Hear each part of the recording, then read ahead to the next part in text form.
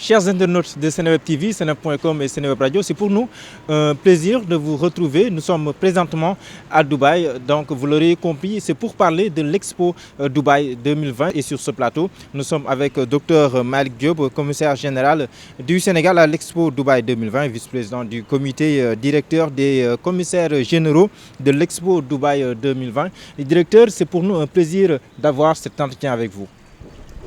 Nous sommes très heureux de vous accueillir ici à l'international, à Dubaï, qui sera le centre du monde économique pendant 6 mois, pour que vous constatiez avec nous quelles sont les opportunités que les Sénégalaises et les Sénégalais, surtout les entreprises sénégalaises, pourront tirer de cette exposition universelle. Quel rôle va jouer le Sénégal dans cette expo-là? Alors, plusieurs rôles. D'abord, le leadership. Vous savez, ici, on a 192 pays. Les 192 pays ont élu en leur sein 33 commissaires généraux pour constituer ce qu'on appelle le comité directeur, à savoir le steering committee des commissaires généraux.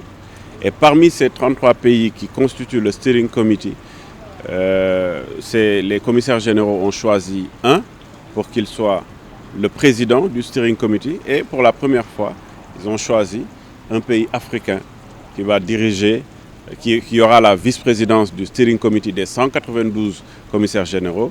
Et naturellement, le choix s'est porté sur le Sénégal et le commissariat général du Sénégal. Déjà, ce choix-là, il est très important. Donc le Sénégal, depuis lors, est en train de jouer un rôle de catalyseur aujourd'hui de l'ensemble des commissaires généraux, non seulement au niveau africain, mais également au niveau des différents pays. L'autre élément également, c'est le leadership du président de la République, le président Macky Sall, qui naturellement a compris très rapidement les enjeux de l'exposition universelle, et donc il a poussé le commissariat général à aller de l'avant par rapport à cette organisation-là.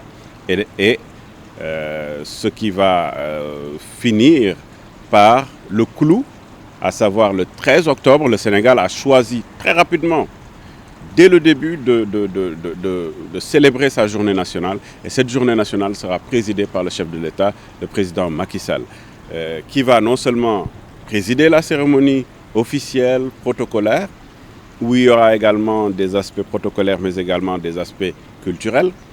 Et à côté, il va présider le Country Business Briefing, à savoir un forum économique de très haut niveau, où des investisseurs venant du monde entier, également des acheteurs venant du monde entier, vont venir devant le chef de l'État du Sénégal et le secteur privé sénégalais pour naturellement pouvoir faire ces échanges-là dès le départ. Et après maintenant, toutes les structures de l'État ou le secteur privé vont chaque semaine travailler sur une thématique qui permettra de capitaliser le maximum en termes économiques. Justement, ça nous permet de parler des objectifs généraux de cette expo-là. Quels sont vos objectifs à travers cette expo-là? Alors, l'objectif général, c'est la relance de l'économie sénégalaise. Des objectifs spécifiques, augmentation de chiffre d'affaires des entreprises, augmentation de contacts entreprises avec des gouvernements issus d'autres structures, d'autres pays. Augmentation contact entreprise, c'est également, ça fait partie de nos objectifs. Augmentation du chiffre d'affaires, mais surtout également augmentation des expéditions venant du Sénégal et allant vers tous les pays du monde. Augmentation des investissements issus d'autres pays vers le Sénégal, parce que le Sénégal est un pays ouvert. Le Sénégal est un pays qui ne se limite pas à un pays ou deux en termes d'investissement. Donc beaucoup de pays auront cette opportunité-là de mieux connaître le Sénégal et de vouloir investir le Sénégal. Et maintenant, on arrive sur les impacts. Les impacts qui sont liés à l'augmentation des infrastructures, augmentation de la mobilité, facilité également en termes d'investissement dans beaucoup de secteurs d'activité, la santé, l'éducation, l'agriculture, l'horticulture, les mines, etc. Nous sommes un pays qui est devenu pétrolier et gazier. Comment faire également à ce niveau-là pour profiter au maximum de nos ressources naturelles?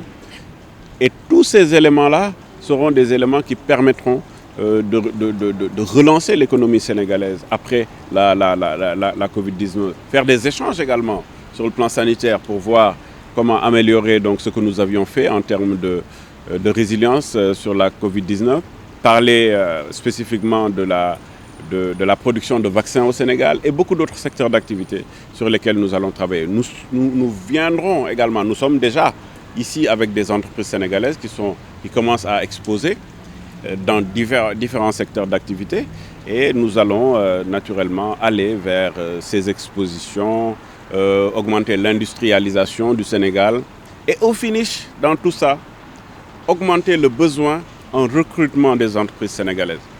Et quand on va augmenter le besoin en recrutement en entreprises sénégalaises, des milliers et des milliers de Sénégalais, durant l'expo et après l'expo, vont accéder naturellement à l'emploi, ce qui va largement diminuer le chômage au Sénégal. Est-ce que les entreprises sénégalaises, les acteurs économiques sénégalais sont assez sensibilisés pour voir est-ce qu'ils pourront porter haut le flambeau du pays?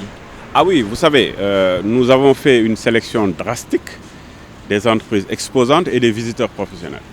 Nous avons un comité national avec toutes les structures de l'État qui appuient les entreprises sénégalaises. Les banques, BNDE, les fonds, FONGIP, FONSIS, les structures d'appui entreprises, ACPEX, ADPME, Bureau de mise à niveau, COSEC, etc., le FES pour le Sénégalais de l'extérieur, l'ASPIT, etc. Donc toutes ces structures, les chambres de commerce, les chambres de métier, ça, c'est le comité de sélection des entreprises. Et donc, même avant sélection, les entreprises avaient déjà ce cahier de charge-là qui a été mis à leur disposition pour savoir que si demain vous êtes sélectionné, vous allez représenter le Sénégal. Vous n'allez plus exclusivement représenter votre structure, mais vous allez représenter le Sénégal et l'image du Sénégal à l'international, le Made in Sénégal à l'international. Et les entreprises l'ont très très bien comprise. Et là, donc, ces entreprises exposantes vont signer la charte de l'exposant et la charte du visiteur professionnel, pour que les gens sachent que quand on représente le Sénégal à l'international, il faut le représenter de la meilleure manière possible. Parlons-nous maintenant du centre du Sénégal, si je peux utiliser ce terme. Qu'est-ce qui est prévu et sur la situation même géographique de ce centre-là? Alors, le pavillon du Sénégal, c'est un pavillon exceptionnel en termes de localisation géographique. Vous savez, l'Expo a un centre névralgique. C'est le lieu de passage obligé de tous les visiteurs, c'est Al-Wassal Plaza qui est au centre de l'Expo. Et autour, vous avez les pavillons des 192 pays. Et le pavillon le plus proche de l'Expo universelle de Al-Wassal Plaza, qui est à 20 mètres, c'est le pavillon du Sénégal. Après, nous avons les autres.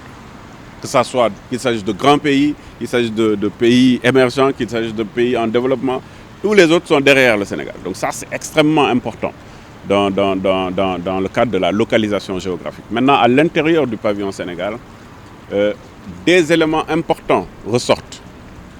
D'abord, les différentes thématiques. La mobilité au Sénégal, la mobilité portuaire, aéroportuaire, ferroviaire, les infrastructures qui ont été construites au Sénégal. Au-delà de cette mobilité, le Sénégal, terre d'opportunités, en termes d'opportunités touristiques, d'opportunités sur le plan agricole, sur le plan horticole, sur le plan du secteur de la pêche, opportunités dans le cadre aujourd'hui de tout ce qui est numérique avec le data center, opportunités en termes de grandes découvertes, mais surtout également opportunités dans le secteur de la santé, dans le secteur de l'éducation, opportunités dans tous les secteurs d'activité de l'économie qui permettent aujourd'hui au Sénégal de pouvoir faire des échanges avec les autres pays. Opportunités en termes de découverte de pétrole et de gaz, en termes de mines d'une manière générale. Et maintenant la durabilité. Ce qui a été fait au Sénégal en termes de durabilité. Développement durable au Sénégal, retenir énormément de choses. Vous avez aujourd'hui le solaire qui a été la partie importante en termes de mix énergie, où le Sénégal a fait beaucoup d'investissements. C'est vrai qu'on devient autonome en termes énergétiques, mais nous avons aussi beaucoup travaillé dans le cadre du mix énergétique et ça, on le fait ressortir au niveau des différents pays qui seront là. Parler également de la production bio, de tout ce qui est également pêche durable.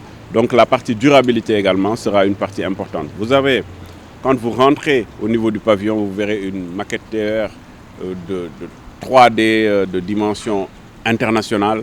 Mais au-delà de la maquette TR, vous avez également tout ce qui est vidéo promotionnelle, etc. La maquette, elle est très numérique et ça répond naturellement aujourd'hui aux standards internationaux du Bureau international des expositions dans le cadre de ce qui se fait à l'international. Quel message, pour terminer, aux acteurs économiques sénégalais? Alors les acteurs économiques sénégalais, je leur dis aujourd'hui, nous avons rencontré tout le monde. Nous avons rencontré le patronat, CNES, MEDES, nous avons rencontré le CNP, l'UNACOIS, les chambres de commerce, chambres de métiers. Nous avons rencontré les élus locaux, nous avons rencontré vraiment tous les acteurs économiques du Sénégal. Nous avons fait des sélections d'entreprises. Les entreprises sont déjà là et vont venir. Des visiteurs professionnels aussi vont venir. Et nous disons aussi aux autres acteurs économiques qui peut-être à un moment donné peut-être ne mesuraient pas les enjeux et qui aujourd'hui commencent à mesurer les enjeux, nous leur disons que ce n'est pas fermé.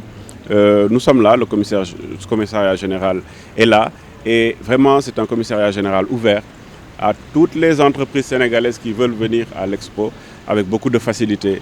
Nous avons accompagné vraiment en fonction de nos moyens beaucoup d'entreprises sénégalaises qui sont déjà là et nous allons continuer à accompagner ces entreprises-là.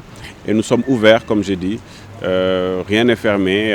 Quand il y aura d'autres entreprises qui frapperont à la porte, le comité va mesurer aussi. Bon, il faut dire que on ne prend pas n'importe qui. Il est important de savoir qu'une entreprise qui n'est pas encore à niveau, on peut continuer à l'aider pour être à niveau, mais dans le cadre aujourd'hui de l'Expo, peut-être qu'il y a des entreprises qui ne peuvent pas, qui ne pourront pas y accéder, mais plus tard, elles pourront. Mais aujourd'hui, si on a une entreprise qu'on découvre que sur le plan de l'innovation, etc., c'est des entreprises qui peuvent aller à l'Expo, nous pourrons également les accompagner. Votre mot de la fin? Notre mot de la fin, c'est un message aux Sénégalaises et aux Sénégalais, un message d'espoir.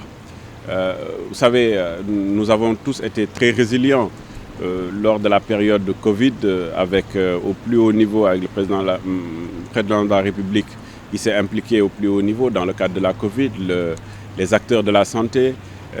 La Covid a touché beaucoup d'entreprises sénégalaises, les entreprises exportatrices, les petites et moyennes entreprises, également même les grandes entreprises qui ont été très touchées. Il y a eu un chômage qui s'est ajouté à cela naturellement dans le monde entier.